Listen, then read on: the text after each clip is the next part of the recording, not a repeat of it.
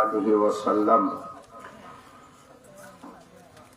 রঘুনাথপুর পাড়ার জনসাধারণের উদ্যোগে আয়োজিত মৃত্যু ব্যক্তিদের রুহের মাগফিরাত কামনায় ওয়াজ ও দোয়ার মাহফিল।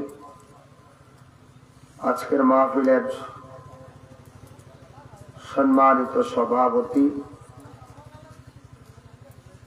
জনাব মোহাম্মদ মুবারক মোল্লা দাতিয়াদাহ, মাহফিল পরিচালনায় রয়েছেন হাফেজ কারি আবু সুফিয়ান সাহেব। এছাড়াও মাহফিলে গুরুত্বপূর্ণ নসিহত পেশ করেছেন